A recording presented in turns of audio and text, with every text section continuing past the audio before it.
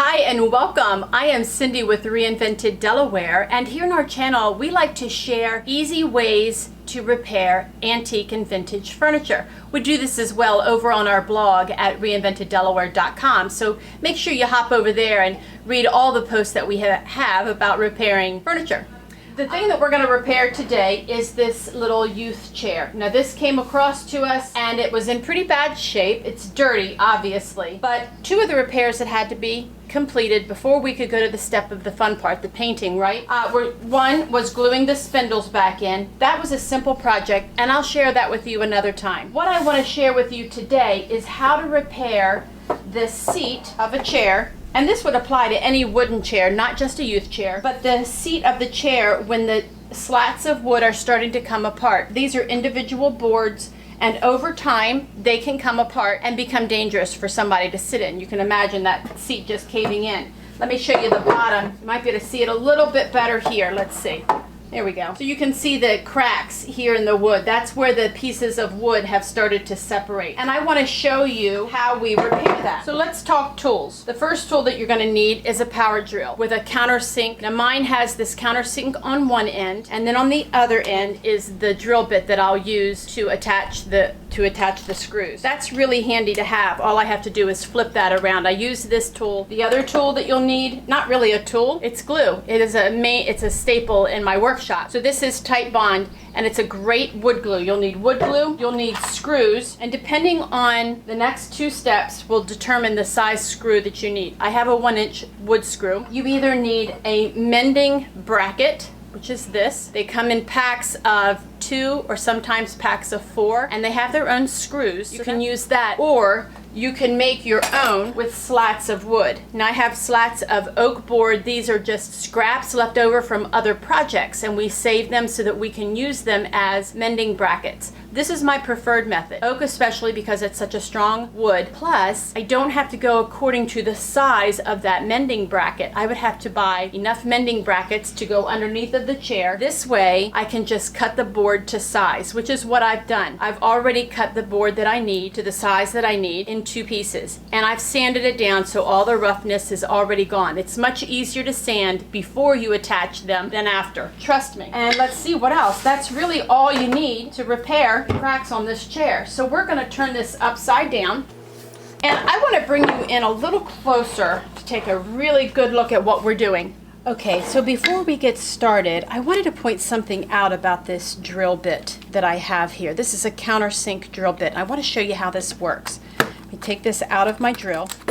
That's where it connects into the drill. Of course, you tighten that. You know how to do that. The part down here is what I want to focus on. So this brass fixture moves, it slides like that, and this part comes out. So this countersink drill bit, this is handy. I use this a lot. On this end, you can see here on this end how it has this, the drill bit, but it also has this shaft. This cuts into the wood so that the head of a screw can sink into the wood and be flush with it. That's called a countersink. And then the other end is just the drill bit that I would use to put that screw into the wood. I like this because it's all in one. I don't have to have 2 drills set up, and it can be very quick to change what I need. For instance, if I'm drilling and I drill the hole and I need the drill real quick for the screw, all I have to do is flip it around and there I have it. It's just that quick. I use this tool a lot.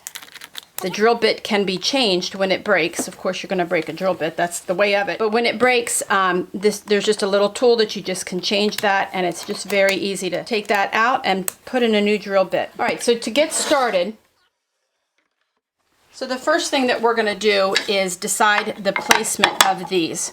Now the reason that I cut my own and that I like using my own is that I can cut one to span all 4 sections. There are 4 sections of wood here. If I were using the store-bought, see, I could only span one of those cracks. This was only long enough to span one of those cracks, so I would have to have several of them all over. So I prefer to cut my own. This one is out of oak. So I've cut it so that it will span from the farthest board all the way over to the other farthest board, and that it would bring it into pieces all together. So I'm going to attach these. Actually, I'm going to move this one back a little bit, and I'm going to have this one forward a little bit, and I've kind of got it centered. You could measure and mark and have it perfectly centered if you want. That's fine. I'm not going to do that. I'm just going to eyeball it here, and I think for this purpose that's probably good enough. We'll flip it over so that the nice side of the board shows. So I'll put one aside for now, and I'm going to go ahead and pre-drill the holes. So I know that I need a screw here and here to hold this together. You can see there's a bit of a gap, and I'm going to grab one of my clamps and clamp this together a little bit more.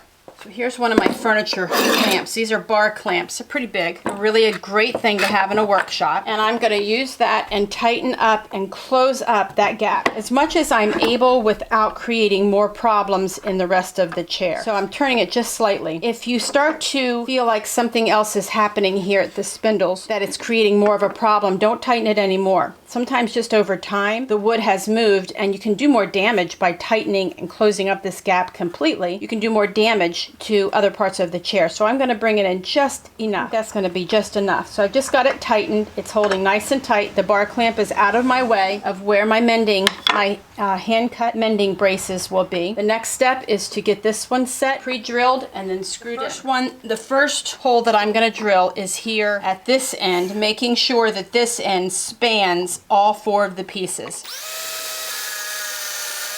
Now I'm going all the way through the mending brace as well as into the chair. And let me show you here about that countersink. So right here you can see that the hole has been drilled a little bit bigger. That's where the countersink part of that drill bit has gone down, and you'll see how it'll make the screw line up nice and flush. So let me line my holes up again.